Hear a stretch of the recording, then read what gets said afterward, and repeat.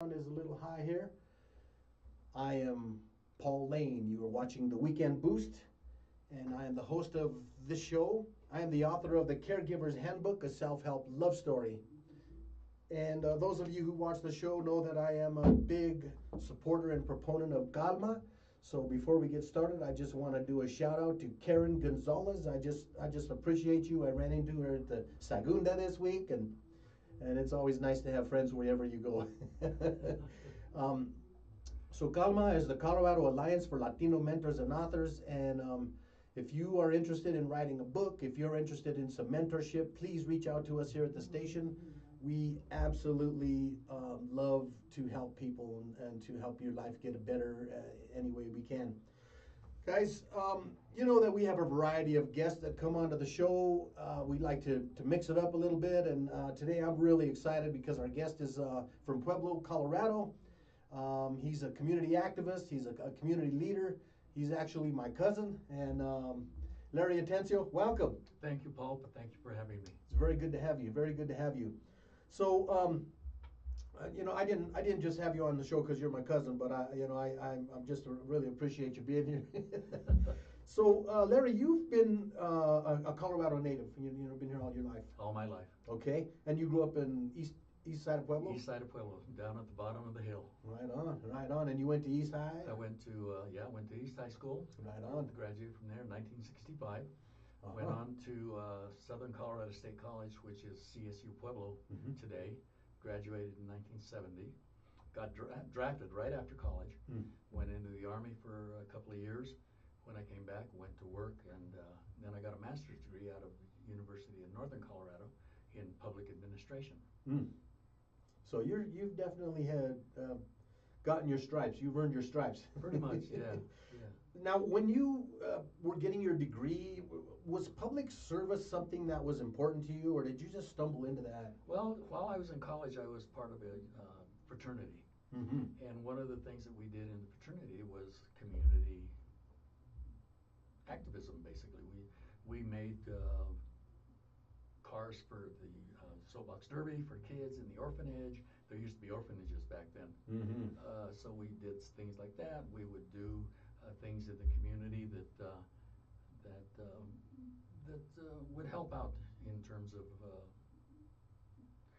food distributions. We would do all kinds of different things. It was a really active fraternity, and I really liked it at the time.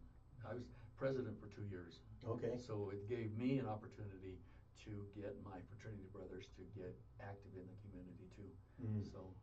So you were able to be a role model as well. Kind of a role model, but yeah, I kind of had to urge them to do some things sometimes. But you know how young guys are in college; they're more interested in partying than they are community service. But at the same time, we did some good things. A lot of times when when I talk to people, I see people who have a lot of privilege, and they tend not to be as willing to give as people who are a little bit more. I'm going to say poverty stricken, or not really in the upper echelon of wealth. Yeah. And so it seems to me that a lot of times when I have guests on the show who are real community activists, they've really come from obscurity, or they've come from almost poverty in many times. Well, they probably came from a mother like mine who taught me how to give to other people. She always had, I remember when I was in high school, I had a friend who basically got thrown out of his own house by his parents, who came to live with us. And she welcomed him with open arms. And she did other things. Literally, she would make food for people up the street or down the street, because speaking of bottom of the hill, this was River Street, and then literally the bottom of the hill. Wow. As you well know, the higher up the hill you are, the bigger the house, the more income you have, the more privilege you have. So we were at the very, very bottom of the hill when I was growing up. We had a little 3-room house, a kitchen, a middle room, and a living room, and there were 5 of us that lived there. And, wow. And lived in that little room. I grew up bathing in an old tub in in the kitchen. Really? Yeah, when I was a kid, 10, 11 years old, my chore was to chop wood for the wood stove. Wow. We had a wood stove with coal and wood stove that my mother would cook on, and you know, that's the environment that I grew up in. So coming from that way of life teaches you a lot. You know, it's not something that can be taken for granted, because I remember if I didn't chop the wood in the middle of winter, if I didn't chop the wood after school, and I wanted to go play, of course, I wanted to go do things. Well, my dad would wake me up 5 o'clock in the morning to go chop wood in the morning for the day. And there I was, 5 o'clock in the morning, chopping wood for my mother's, because she would have to feed the stove all day long, you know. So, yeah, and we would, once a week, Friday nights probably, I don't remember exactly, but we would bring out the old tub. Wow. And we'd get the hot water from the stove. Oh, sure. Oh, sure. You had to heat it up. Yeah, I had to heat it up. And we would all take that bath on Friday or Saturday night. You know? So that's where the term "throw the baby out with the bathwater" That's comes from. probably where it came from, yeah. So everyone bathed in the same tub, huh? Well, we didn't have any choice, you know. We didn't. We had cold water in the sink, but we didn't have hot water. So whenever my mother was cooking, she would have. There was a part of the wood stove that we put water in, and it would heat up. Wow. And then we would just pull it out with a ladle of some sort, and yeah. Dump it into the tub. And dump it into the tub. Hey, And that's the way. Yeah, we had. You know, we couldn't throw the first water out, because then there wouldn't be any more. No one else could take it.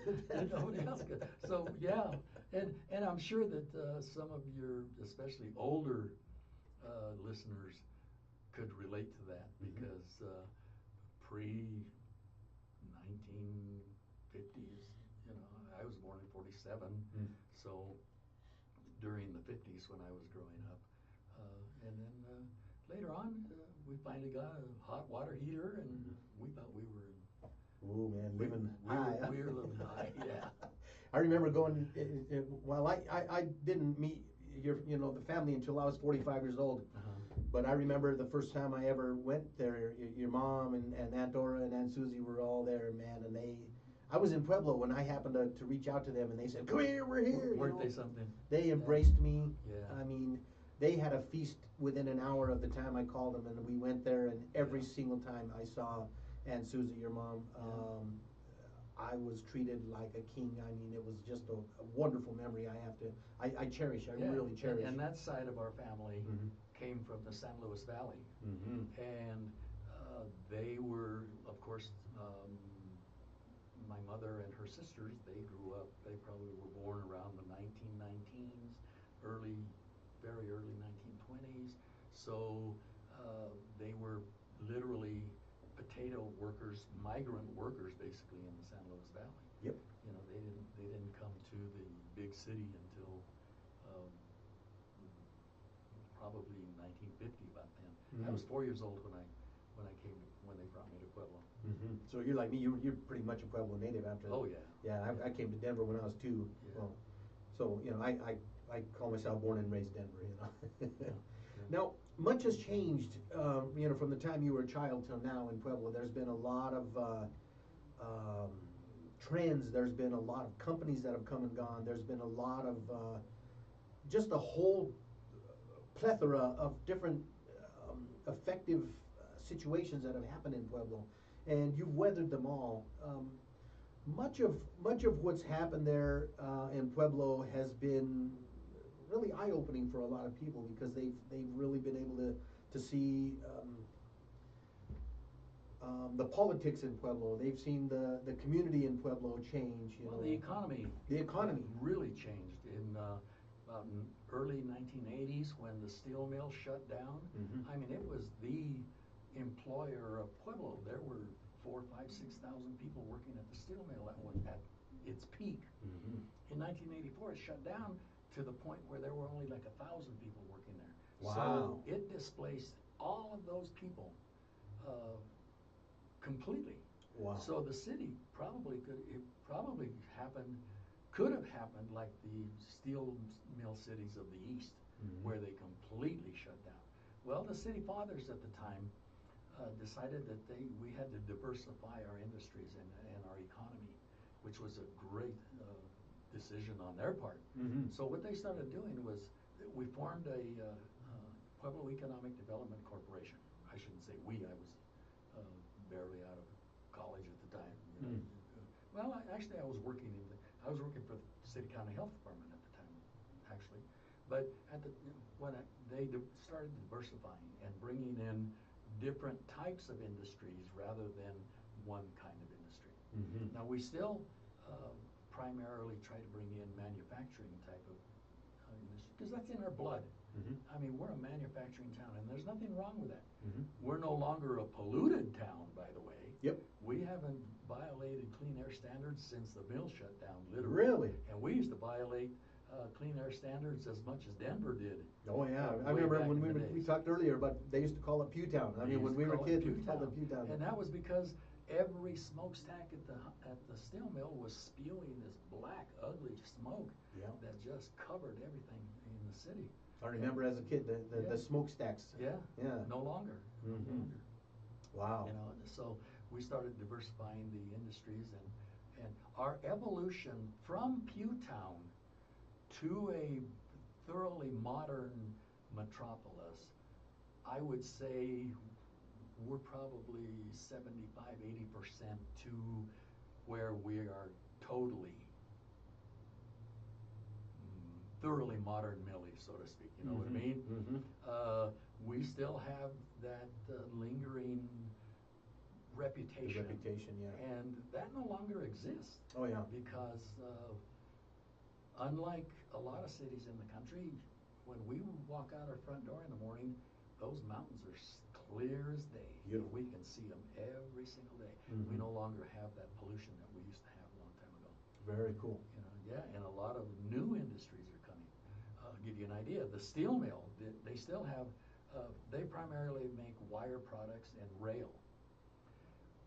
They are building a $800 million new rail mill to make literally quarter-mile long rails for the rail industry. Powered completely 100% renewable energy. The solar arrays are already built. Excel owns them. They provide all the power for CFNI, not CFNI, but EBRAZ now. EBRAZ, yeah. So they provide all and it's all 100% renewable solar energy. Wow. The only steel mill in the world to be powered by all sustainable energy. Yep. Wow, that really speaks volumes. You know, that really shows a progressive mentality that is taking place now in Pueblo. It really has, yeah. You know, and a lot of the blame goes upon ourselves because we tend to think of ourselves less than a lot of people do. I'll give you an idea. I'm a board member of Colorado Municipal League, which is a organization that works with all 360 cities of Colorado, and they represent all the interests of every city. I'm on that board, and I talk to people who come down to Pueblo and say, geez, this is the greatest place. It's just so cool. When it takes you 15 minutes to go from one side of town to the other. Yeah, no doubt. During rush hour, it's a great place. You know, we have that reservoir out there, which is probably the biggest reservoir in the state. It's a state park, and all of the campgrounds are filled every single weekend. Wow. You can see literally a caravan of boats and RVs coming down I-25 from the north to go to Pueblo to that reservoir. Oh, sure, yeah, they're always packed in there. Yeah. Wow. Then they have the state fair in Pueblo. The state fair is coming up in August. I think it's from the 25th through September 4th. So I invite everyone who wants to enjoy a state fair. There's a lot of people in the state and all over that have never seen a state fair, so wow. I would like to invite everybody to come down to enjoy them. Yeah, I tell you what, if you guys have never been to the state fair, it's definitely something worth going to see. There's entertainment there, there's good food, there's all kinds of cool stuff to watch, and if you're a people watcher, That's the place to go, That's the place man. to go, yeah. We also have the Chili and Frijoles Festival. Oh, yeah, talk about that. In September, that is September 22nd through the 25th. And all of the chili growers, we're famous for our Pueblo chili, you may know, but a lot of people don't. We happen to think that it's the best chili in the world. Our neighbors and our friends in New Mexico might. We have a friendly rivalry going with Hatch chili, by the way. We really do. Notice that Colorado and New Mexico have chili license plates. Yep. There was a competition as to who would get the first license plate. I think Colorado got it first, but people in New Mexico will tell you that they got theirs first. I didn't know Colorado had a chili license plate. It does have a chili license plate. Yes, indeed. Yeah. That's pretty cool. But the Pueblo chili is some of the finest chili in the world. There's chili that's grown in Mexico, and it doesn't rival what the Pueblo chili is like. And if you come down to Pueblo to get your chili, fresh roasted, right there on the spot, you bring it home, pack it for the winter, and that way you can have your green chili the rest of the winter, because it's just something that if you don't, then you have to go to your local restaurant to try to get some green chili out of there, and you never know what you're going to get. Yeah, no one makes it like you do at home. Nobody makes it like you do at home. That's it. Absolutely. I've gone to Pueblo many years and gotten chili, and it's always good. I've never been disappointed. There's been a lot of really big progressive changes to Pueblo. The Riverwalk. The Riverwalk, yeah. Beautiful. I mean, if you guys ever are in Pueblo, you got to make a stop. Go see the Riverwalk. There's nice little, quaint little restaurants along it. There's little places to sit and picnic, and it just winds through, and just really nice. It does. We have boat rides, reminiscent of the Riverwalk in San Antonio. Yeah. I always tell people we're about 45 years behind the San Antonio Riverwalk. But at one point in time in our evolution of the Riverwalk, phase 1 is completely done. You go down, take a look at that thing. It is beautiful. It's wonderful. Yes. Beautiful, beautiful. The built-up part. The rest of it,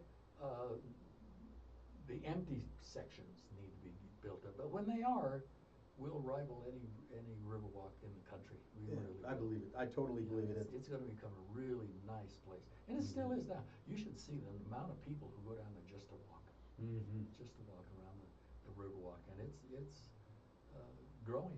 Its evolution is on the way too. Absolutely. All that area down there is just changing so much. I remember going down there years ago in that area, and then going after the Riverwalk was installed, and it was like night and day. Just such a warm, welcoming place, and it was just like, man, this is just so relaxing, and I really think that's a really just a nice little spot in Pueblo. Well, people like to be by their streams and rivers.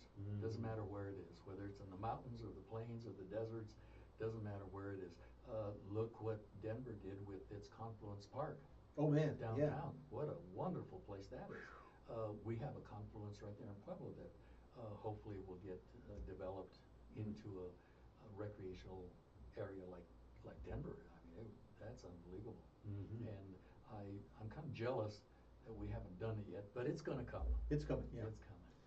What about, I know there's some good restaurants in Pueblo. I used to work all over the state, and I'd go to find places all over.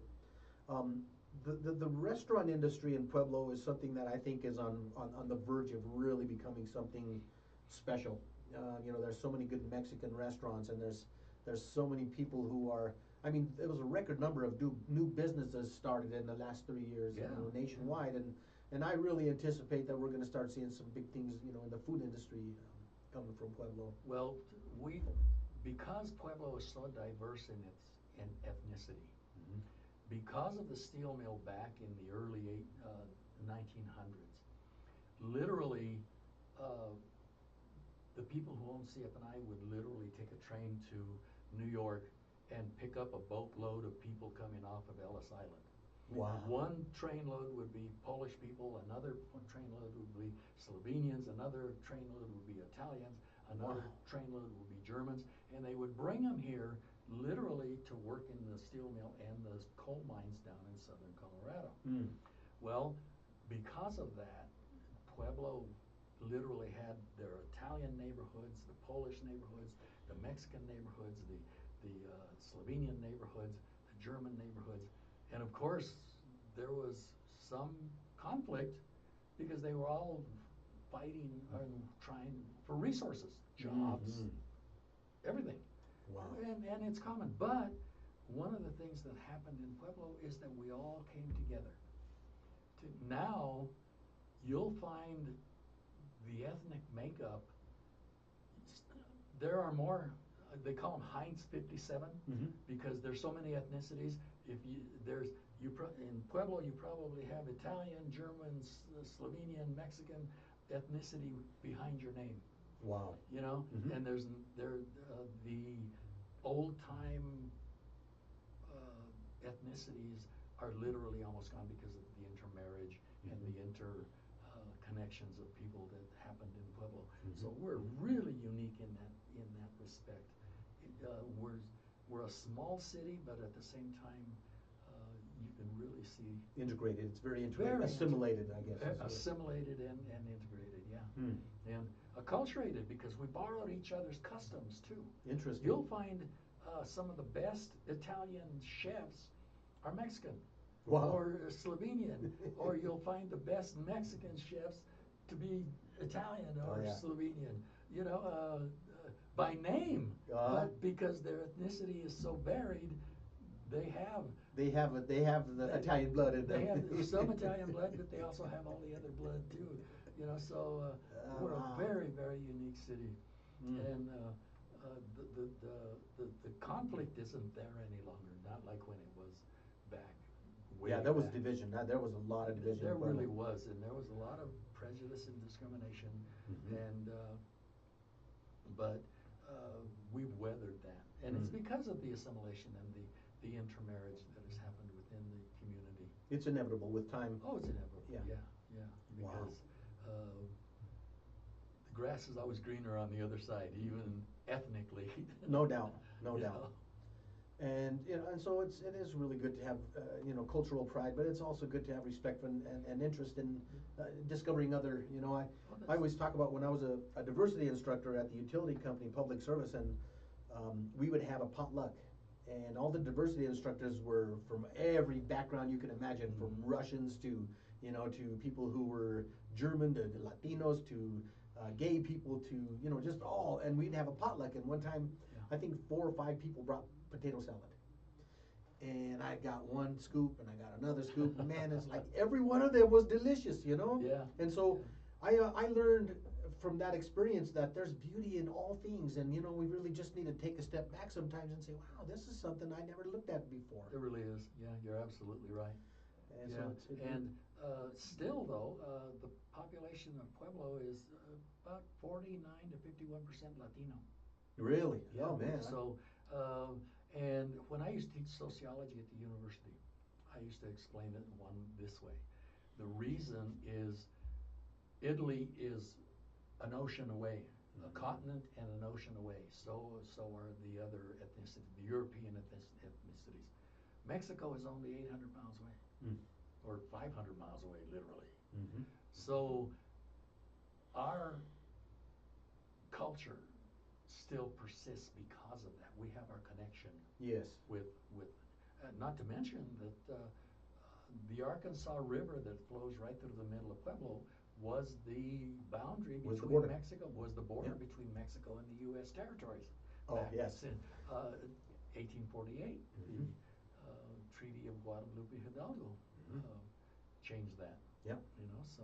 The book I just interviewed, or Michael Espinosa, his family wrote that book in 1848, 1850, and so that was right at that time when that was the northern border of Mexico, and so much has changed, and much is continuing to change, and I talk about how my ancestors who lived in what's now Walsenburg went to bed one night, they were Mexicans, and they woke up in the morning and they were American. Yeah, true. And and the hardest part about that, and this is a challenge that I faced all my life, is the Mexicanos said, "You're not Mexican," but the Americans said, "You're not American." Yeah. And so we were a people without a country for many years. My personal peeve, so to speak, is the hyphenated way that people put Mexican American. Yep. Well, I was in my 50s the first time I ever went to Mexico. I couldn't relate to Mexico prior to that. So how could I be Mexican American? Absolutely. I'm American. By virtue of my ethnicity, but and I can't even say nationality because my nationality is a U.S. citizen. So I could not relate, and I used to say that when I was teaching sociology at the university. You know, so the hyphenation, all it does is divide. I tell my black friends, because I grew up during the civil rights movements of the 60s and the 70s, and the black population fought very hard to self-identify. Black is beautiful.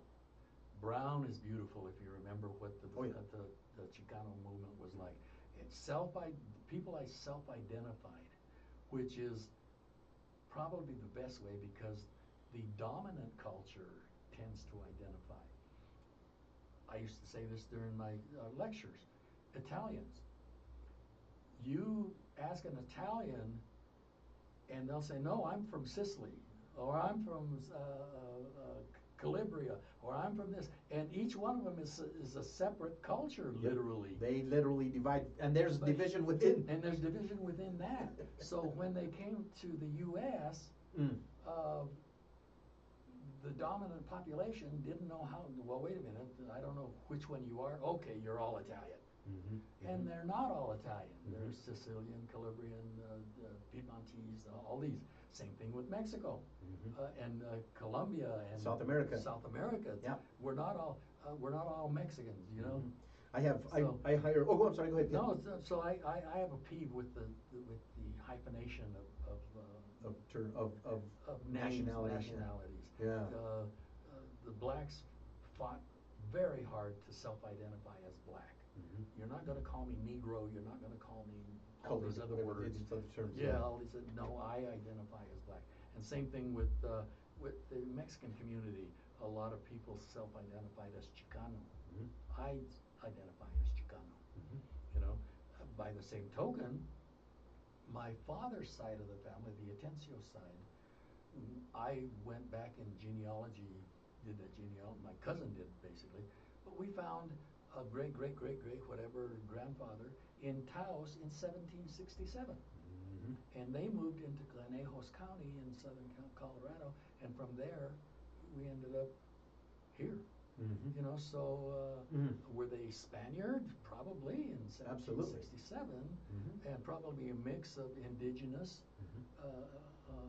peoples and the Spaniards, because the Spaniards didn't bring that many women with them when they came here, and they had to mix with somebody, you know what I mean? Yes. So it's interesting to see that dynamic within cultures and ethnicities. It really is, man. It makes it rich. It makes it, it really does. Interesting. It really does. It really does. I started telling you, I hire immigrants, you know, when I have small jobs to do around my house, and I go to a place in Denver and they're all standing on a corner, and I always go and I try to find someone different, you know, and recently I hired two brothers, Cubans, and they worked for a couple of days for me, and then they sent their third brother and a cousin, a primo, and they came and worked for me.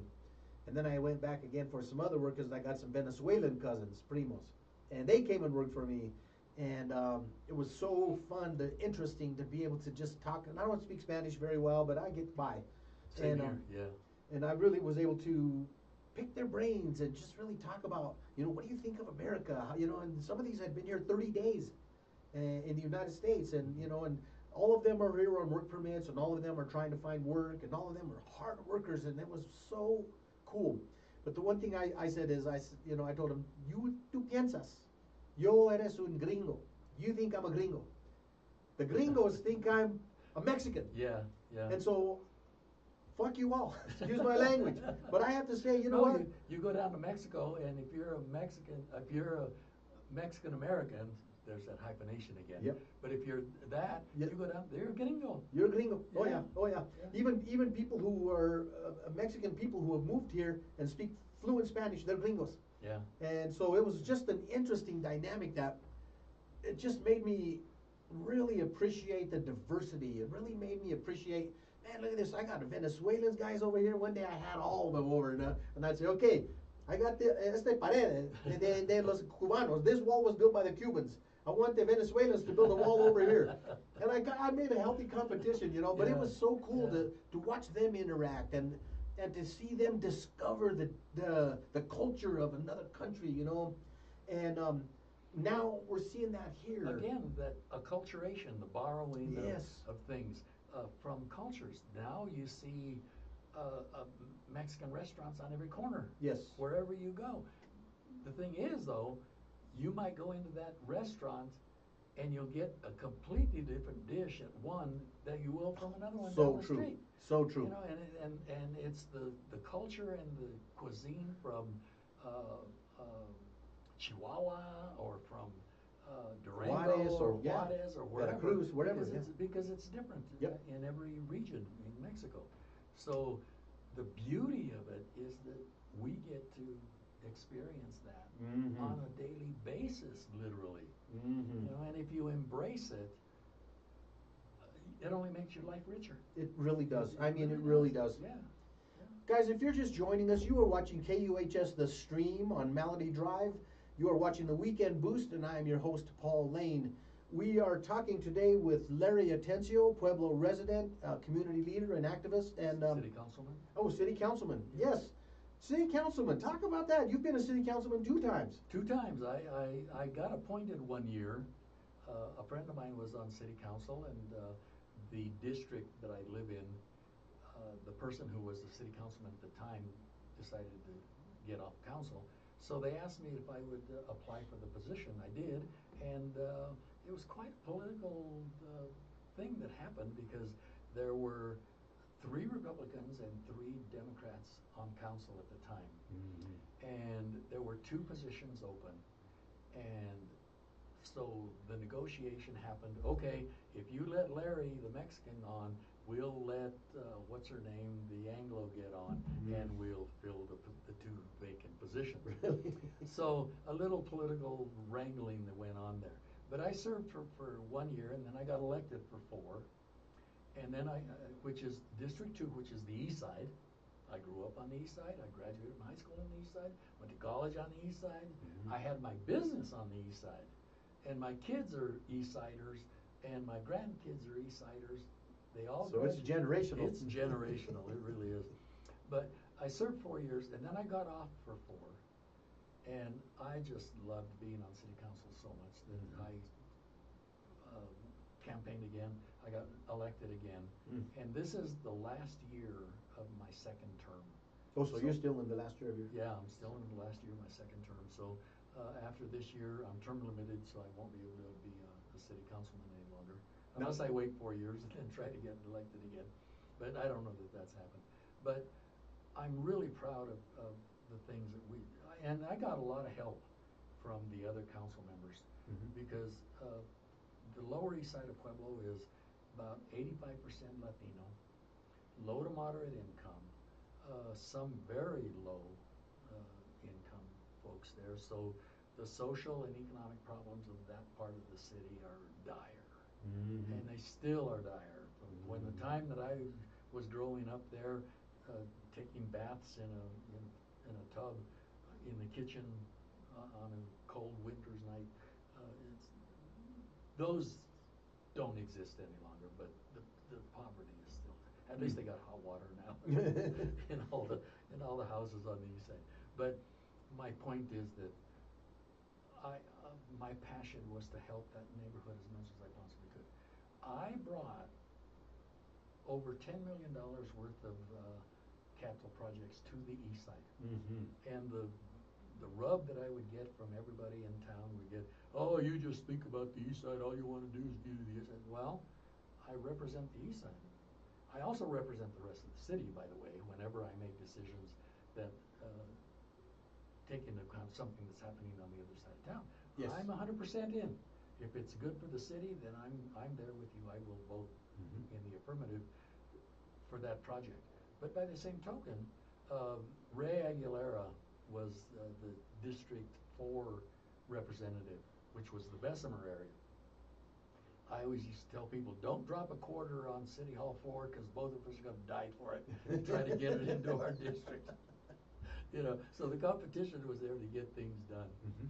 But yeah, I got over $10 million worth of capital projects for the east side. So you've definitely made some impact. I hope. Yeah, I absolutely.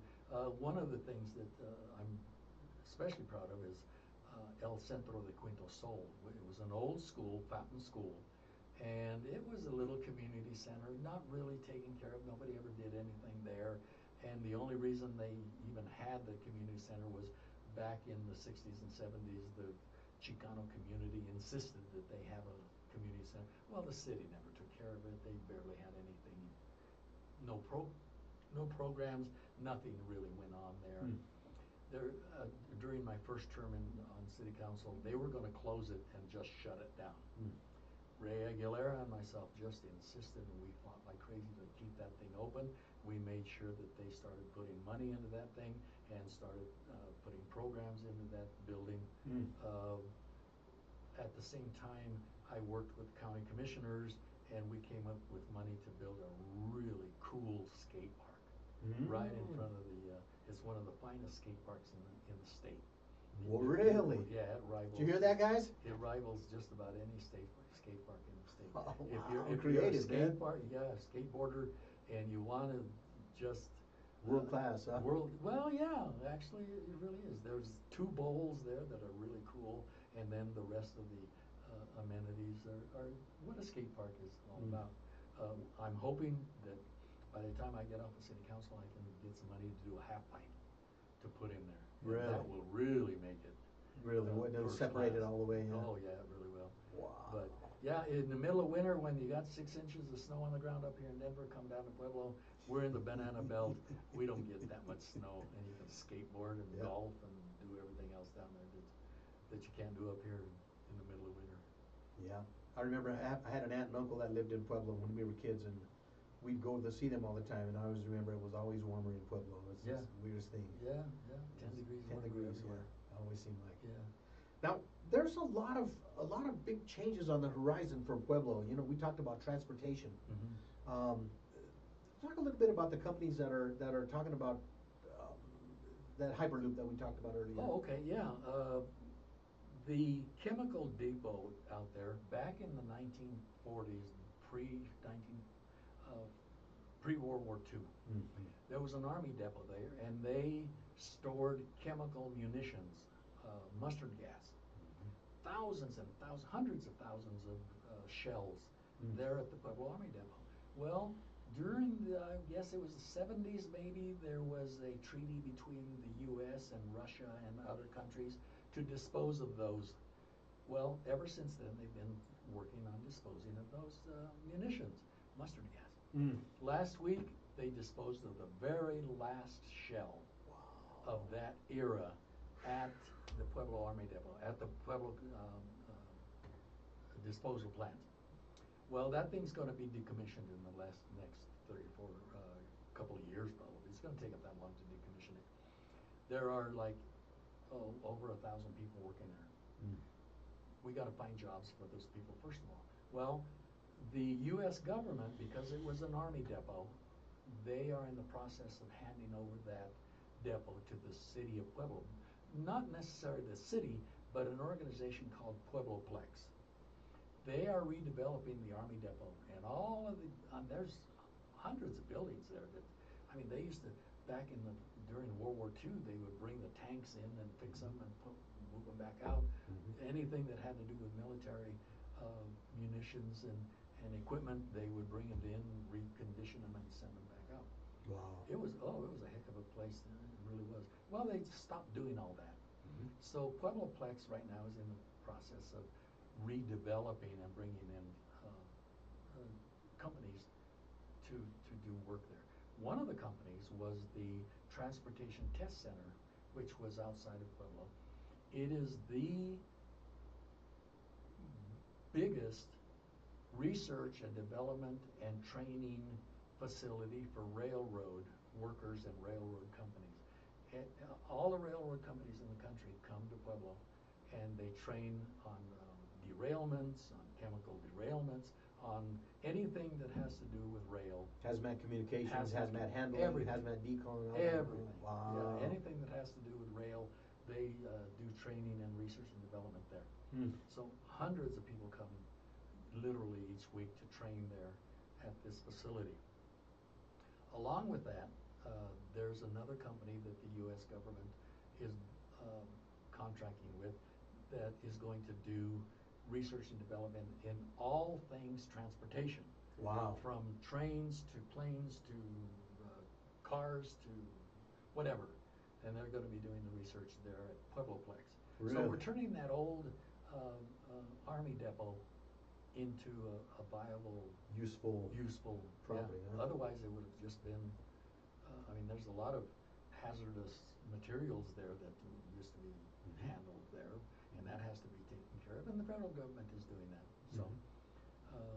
So that's some really forward progress for the city of Pueblo. It really is. It really is because, well, all of that research and development with the rail. There's a lot of engineers, and I don't mean train engineers. I mean engineers that work at that this MXB rail that are needed to work there. So the caliber of worker in Pueblo is going up. Used to be steel worker, blue collar, lunch bucket, hard hat wearing people. Well, now it's getting to be more engineering type of jobs, things like that. We have a couple of companies. One company that makes brakes. I forget the name of the company. I should have had it. Brakes for all of the airlines. All really? the airport, all the airplanes. Wow. They literally make the brakes. Somebody knows it. They'll know it. Yeah, Somebody out there knows exactly what I'm talking about. Yeah. CS Winds, which used to be Vestas, the wind tower manufacturer. They have 800 workers out there, and they make all the wind towers for the wind towers. The great big, we've passed by that and seen that yard out there. Yeah. And they're gonna double. They're gonna double the size of that company. Oh my A South gosh. Korean company bought it out. They bought it from, used to be a Norwegian company, and they bought it out, and they're gonna literally double the size. Man. So you're talking about people up here. We are asking immigrants, people who wanna work, people who wanna make a good wage, live in a great city. There's gonna be opportunity in Pueblo because they double the size from 800 to 1,600 people. There's gonna be 800 people that are gonna have darn good jobs down there. Good jobs. Yep. Wow. And the steel mill, they're going to increase the size of their operation. Really modernizing it. Oh, really modern. It's gonna be completely modernized. Yeah. So that with Puebleplex and then the companies that we're bringing in on a literally weekly basis, there's a lot of opportunity down in Pueblo for people who want to work. Very interesting. Yeah, we got more work than we got people. That's kind of a nationwide problem. Yeah, it really is. You know, I was looking at some of the upcoming events or things that are happening politically in Pueblo, and there's a vote coming up. I don't know if it's in December or before, but they're talking about eliminating the whole political structure or changing it to a city manager. Have you heard anything about that? Yeah, that didn't pass. That did not pass. It did not pass. It didn't get on the ballot. So that we're going to stay with the strong mayor form of government, and hopefully we'll get a good leader. What we need in that position is a leader that's going to take us forward into because Pueblo is going to bust at the seams pretty soon. It's about ready. It is about ready. Yeah. When home prices, literally, we're finding that people are moving from the Denver area and California and Texas and other parts of the country. They're selling their $800,000 3-bedroom home, 2-bath home here in Denver for $800,000, moving down to Pueblo and buying twice the house for $350,000. Yeah. And twice the square footage and 3 bathrooms and 4 bedrooms. I might be exaggerating just a little bit, but there's a lot of house for the money. A lot of house for the money in Pueblo, yeah. And they're finding out that a a lot of people are finding out if you work remotely from home, that's a great place to be. Great place It to work, really is. yeah. I always tell people, Denver is an hour and 40 minutes away, DIA is an hour and 50 minutes away, and the rest of the world is at your fingertips. That's a true story, man. It is, and the beauty of it is you live in a town that has everything that you could want. The population of Pueblo is 10,000. about 110, 115,000. The county is 168. So it's not like we're a very small city. We have all the amenities that you literally want. And then if you want a Broadway show, it's an hour and 40 minutes away. You bet. Denver You bet. Center for the Performing Arts. Mhm. If you want a theme park, Usually Hughes just is right around the corner. You bet. If you want to go skiing, the ski resorts are an hour and a half. Everything's hour and really, 45 really minutes close. away. Yeah, and the beauty is that you can ski in the morning and golf in the afternoon. Man, well, that's the truth. That's Colorado's That's Pueblo. amazing. Yeah, that's Pueblo. Wow. Yeah. What about fishing? Fishing, we have the finest river fishing from the Pueblo Dam down to the confluence, and literally the Arkansas River all the way The to Arkansas River, to yeah. the Mississippi, literally. But within the confines of Pueblo, it's a gold star fishing amenity. Wow, that's good. Fly fishing. The only problem is you probably have to get there really early because it fills up. Mhm. There are people, I was down there not long ago, and there was a guy from Denver who went down to spend the day fly fishing. Wow. And it's some of the finest fishing in the world. The reservoir, of course, has a lot of fishing. What do we call it? The boating there is just fantastic. It's unbelievable. Pueblo Reservoir, yeah. Yeah. It's big lake. Yeah. Wow, very cool. Yeah, so the recreation, bikers, people who do mountain biking, the trails out by the reservoir are some of the finest trails in the country. Wow. Yeah, I'm not a biker. I don't ride a bicycle and I don't do that. But from what I'm told, there are people that just go down there just for that. Mm. You know, and man, you know, to get away from the big city and to go down and spend the night under the stars out at the reservoir is just heaven. Yep, it Just is. heaven. Every time I drive through Pueblo, I try to stop at Francis and Jerry's, which is Yeah. my cousins, and Yeah. and it's always a nice, I don't know, it's just like a really a step back or just a step to calmness that you don't always get, you know. It is, yeah. And so it Well, I really can is. understand that because my business used to bring me up here to Denver every Friday. I told you this earlier, and so I got to experience the multiplex metropolitan life every Friday when I used to come here to service my customers and then pick up supplies. So I had both worlds, you know. I'd leave Denver and I'd go back down to Pueblo, and I was, like I say, 15 minutes and you're from one side of town to the other. Yeah, I do like that about Pueblo. It's Yeah. definitely. I'll be driving through Pueblo tomorrow. I'm on my way to Walsenburg to go get my grandkids. So. Yeah. I'll get away And as we I do go have by. our problems, you know, it's like every other city. I think the reputation is basically almost unwarranted because there are other cities, even here in Colorado, that have a bigger crime rate, homeless Longmont rate. has a higher crime rate. But, A lot of people don't know that, but yeah. Yeah, but because of the old steel mill reputation. That blue collar That- mentality that everyone Yeah. always perceived. Yeah. That makes you know, sense. and that mentality still is there in sports. You'll find that wrestlers, high school wrestling, high school football, high school basketball, the schools up north and out west, they'll go, wait a minute, that East High School from Pueblo is coming up to wrestle. They're tough, man, and it's because they're, you know, they still have that blood, that blue collar lunch bucket mentality. Their parents had it, their grandparents had it, and that's the way they were brought up, you know. Yes. And and I hope that never changes because that's something Grit. so unique and great, yeah, Yeah. because these kids, I mean, they know how to wrestle. They just know, you know, their mentality is completely different. Not, yeah, you know, and the competition from a small town like that compared to big schools like up here in the metropolitan area. Mm-hmm. You know, uh, why do you have such great talent up here in the metropolitan area at these schools? Because of the numbers. Mm-hmm. I mean, there's, you know, high schools up here.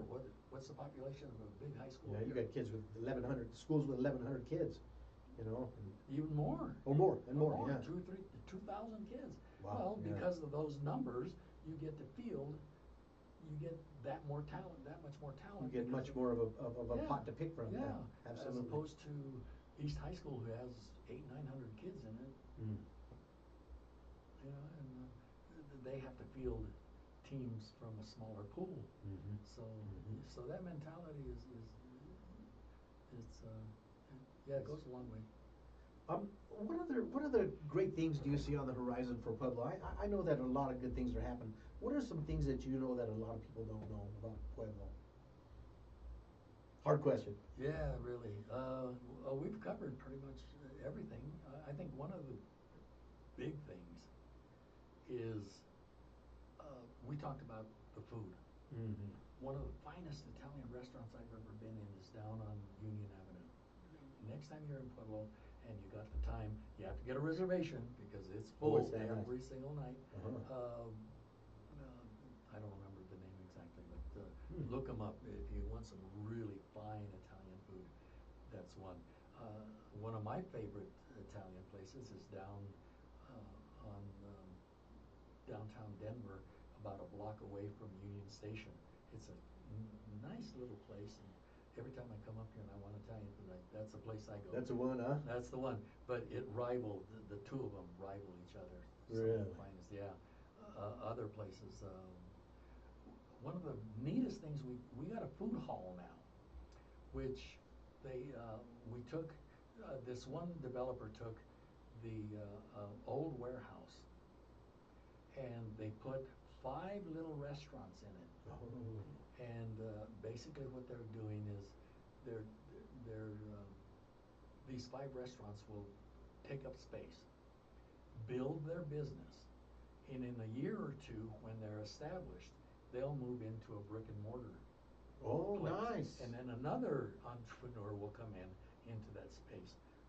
Oh, what a concept. I think that really could work. Yeah, it really is. Yeah. So the food and culinary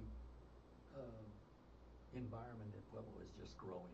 We have in the 5 restaurants that we have in there now, one is a Mexican place, literally from Mexico. Mm-hmm. We have a po' boy. Oh, you have po' boy, huh? Yeah, Louisiana based. Ah. We have a ramen. We have a bison restaurant. So you can go in there and have your pick of You some choose of it, the, whatever. yeah, and these guys are not slouches, man. They put out some really good food. Really? Yeah. Very cool. I'll have to look for that. Yeah, and it's not a mall type of thing. These are great chefs, Mm-hmm. and they're all chefs. By the way, they're not. Not just line cooks. Yeah, they're just not line cooks. Yeah. Wow, man. I think if Yeah, try the it when you cities go. could adopt a plan like that, I mean, how many new companies could we launch in a year or in a Yeah. 5-year period? Yeah. I mean, that really could be a life-changing thing Yeah. for people, so what a We're, great we're concept. going to re-landscape all of Union Avenue, Mm-hmm. which we're making more pedestrian friendly. Mm-hmm. We gotta we're gonna widen the sidewalks, and that way the restaurants there could put tables and chairs out on. Oh, sweet. Which will be a lot. They have some already, but it'll be a lot nicer now. You know how a lot of restaurants put their chairs outside, but Patio. patio.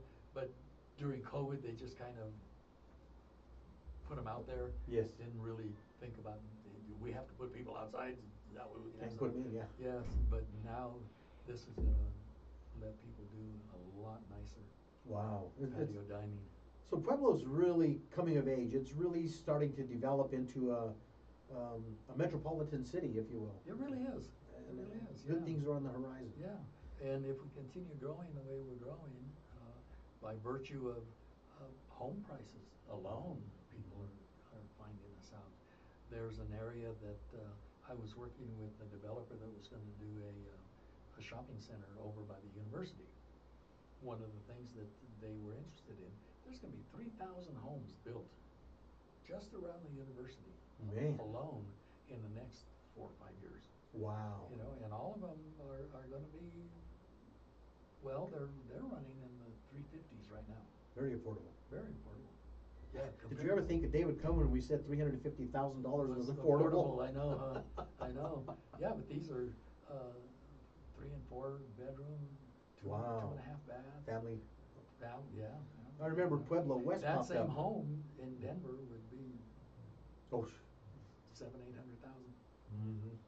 Oh, no kidding. No doubt about it. And other metropolitan areas too. Oh. It's unbelievable. I know. I have a cousin that just moved to Pueblo. Well, about a year and a half ago, he had a house built in Pueblo West, and he, I mean, we were talking earlier, he saved all kinds of money, you know, and he sold his other house, and he was able to just really go in and have a very low house payment, and so, yeah, there's a lot of inviting aspects to the city of Pueblo. Yeah. We have cousins in Los Angeles that are living in $1 million homes that are 3 bedroom, Wow. 2 bath. Wow, You that's know? a trip. That's amazing, isn't it? Yes, it is. Yeah, It really is. yeah. So I think we need to really, you know, take a step back and just be thankful for where we are and what we have. Huh? Isn't that the truth? Isn't that the truth? You know, one of the, or I guess my main slogan that I always have on my show is everybody's looking for a hero. If you can't find one, be one. And Larry, you know, you've made an effort all your life to be that hero, you know, and to be that role model, and to be someone that people can look up to, and you know, and you've made positive changes in the city of Pueblo, and I think that's something that really highlights you. You know, I really appreciate that about you. And so. Well, thank you very much. You know, my dad was a cement finisher, construction worker. By the time I was 12 years old, I was putting forms. I could put forms in for sidewalks and driveways and anything that had to do with cement. Literally by the time I was 12. And that's what he was raising me to be. He died when I was 14 years old. So my mother said, school, you're staying. Well, my father, his idea of his children becoming successful was graduating from high school. Luckily, my brother and sister and I both graduated from high school. I was lucky enough, and I always tell people, and I tell this to my sociology students, the path that you take in life isn't always the path that you think you're going to take. Because I was going to be a cement finisher, I was going to be a construction worker all my life. That was predestined. My father died, so that kind of derailed it, sort of, but I still would have been. When I graduated from high school in 1965, it was during the Vietnam War. I always tell people, my mother probably saw that was a smart lady. She probably saw an article in the paper that says, if your kid goes to college, he don't go to the army, he don't go to Vietnam, he don't die. And she woke me up about noon one day, because I used to work graveyard at the pool hall. And she said, Hito, don't you want to go to college? And I go, where's it at? I didn't even know where it was. I didn't even know where it was. I walked into that administration building. I finally found it, by the way. I walked into the front door of the administration building, and I was walking down the hall. Oh, what the hell am I doing here? You know, it just so happened, fate, that the dean of men, Ron Ivan was his name. He was walking in the opposite direction, and he probably thought, I better get this Mexican into class before he steals something. And of course he didn't think. There was a mentality then. That was very. I just say that to jest. You know what I mean? I just say that. But he took me by the ear for the next 4 years. Wow. He took me in and he got me registered. He took me in and got me my classes. He took me in and he literally took me by the ear for the next. Because the first 2 years of college, I got C's and D's and a few F's. I mean, my grade point average was so bad, it was ridiculous. My junior and senior year, I finally learned how to learn, you know, and I did much better, so I brought my grade point average so I could barely graduate. You know, but the path that people take, if it weren't for this band, I would have walked out the other side of the administration building. Oh, man. Because I didn't belong there. A little Mexican from the Lower East Side who barely graduated from high school didn't belong there. You know what I'm saying? So this man literally took me and changed my life. You know, would it have been better? I don't know. I wasn't a criminal. I wasn't a thief. I would have been a construction worker, and I probably would have lived a very fine life. But I lived a very fine life this way. Again, a friend of mine asks me, would you consider applying for city council? Because he knew I was active in the community, and I was, you know, all this other stuff. Because I was always volunteering. I volunteered to help people get elected. I was a gopher for politicians getting elected. I always did that work. And that took me in that direction. And I took that very seriously.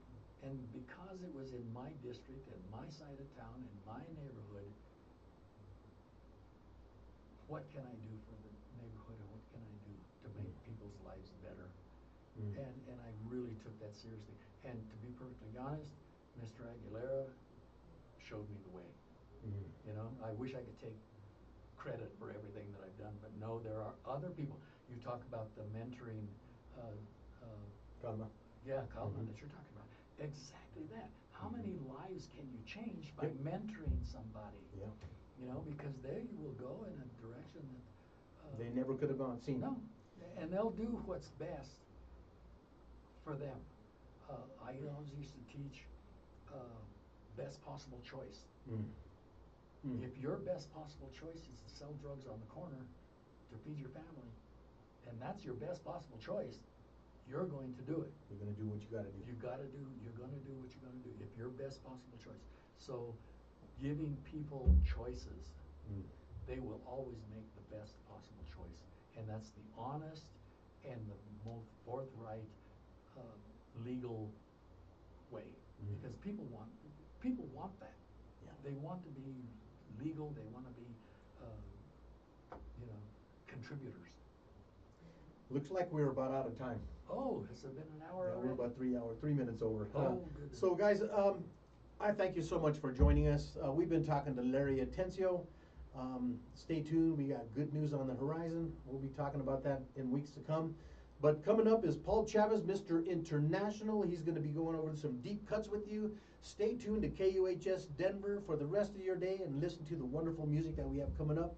Thank you for joining us. Love you guys. See you next time.